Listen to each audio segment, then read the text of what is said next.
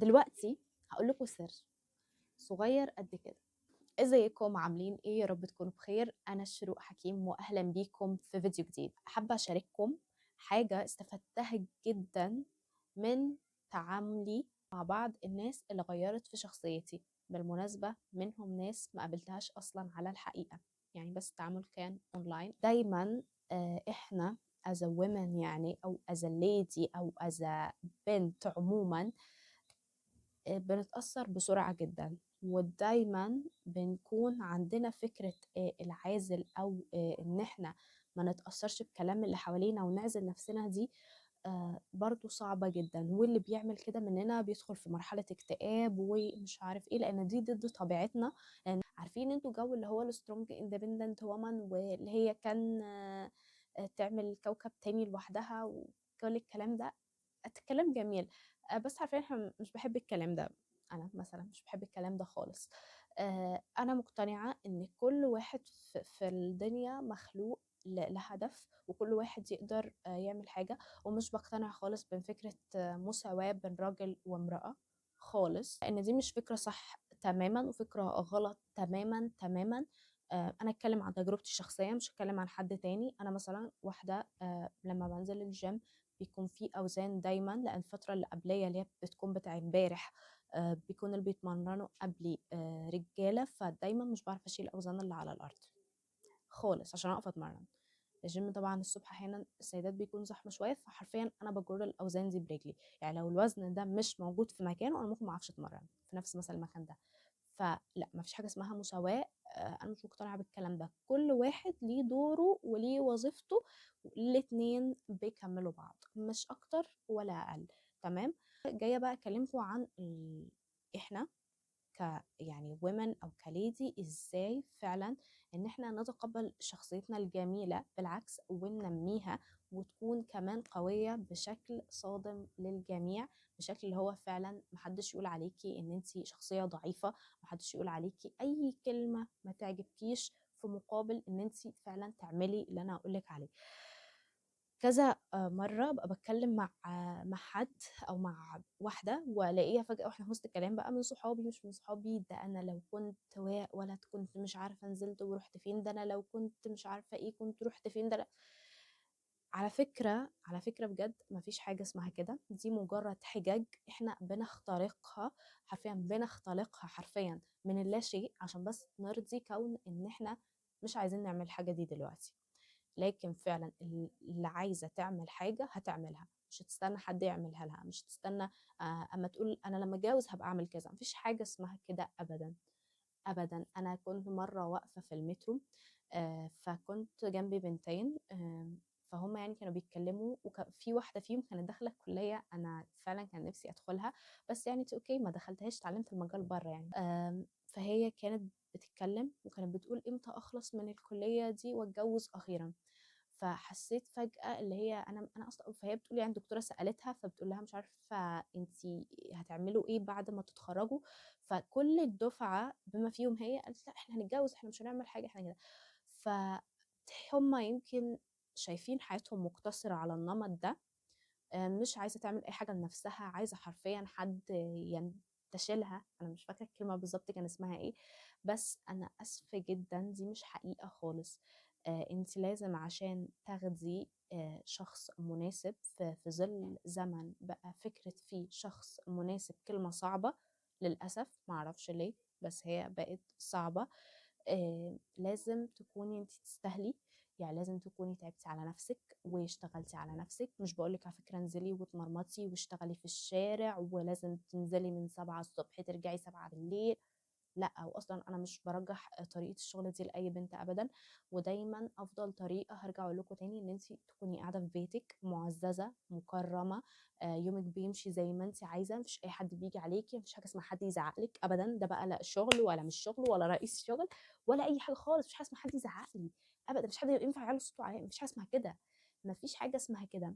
I think لو حد عمل معايا كده I think الحمد لله ما حدش عمل معايا كده، واللي يعني ما عنديش مانع برضو لو حد عمل يعني حرام يعني برضو هندعي له بالشفاء زي ما قلت لكم في الفيديو اللي فات، ان هو يعني حد تعبان وفكر ان هو يزعق لواحده. فما علينا، ده مش موضوعنا. هاخد ماي هاند باك وهمشي عادي جدا وهكون سعيده وبسمع اغنيتي المفضله وهمشي وانا في قمه سعادتي. فبجد لا، ما تخليش ابدا يعني اسمها ايه، مش فاكره، اللي هي اسمها دراعك صباعك تحت ضرس اي حد او حاجه كده، مش فاكره بالظبط المثل، لكن يعني دي الفكره. دايما خليكي محافظه على كيانك ومكانتك، وانتي والله هتلاقي ان انتي اصلا بقيت شخصيه صعبه، صعبه المنال، صعبه ان انتي حتى اي حد بس كده يتكلم معاكي. كل ده مش هيجي من فكره واحده دماغها ان هي مش نفسها حتى تكمل تعليمها، مع انه والله هي مش في كليه وحشه خالص، هي في كليه فعلا حلوه، هي كانت فرصه ليها. فحد زي كانت عايزاه. فهنا دايما تحس اللي هو ايه، هي مش فعلا مش هتلاقيها ابدا بمجموعك، ولا هتلاقيها دايما بان انت كنت تستاهل او لا، هي سبحان الله فعلا هتلاقيها بتيسير ربنا. فدايما انت تعمقي في الحاجات وامشي في كل حاجة تقدري عليها، وفعلا بجد تعمقي في كل حاجة تقدري عليها وامشي. هتلاقي ان دايما الطرق بتتيسر من طريقة انت ما تعرفيش ايه الفكرة ليها، في حين انك هتلاقي على الجانب الاخر دايما ناس بنفس عقليه البنت اللي قلت لك عليها دي مثلا، كل اللي هممها ان هي تتخرج عشان تتجوز. هي دي لو اتخرجت اصلا يعني على دماغها دي كل دي هي دماغها. انا اسفه جدا يا جماعه، بس احنا في الزمن ان الشهاده حرفيا انت تغطسها في ميه وتشرب ميتها.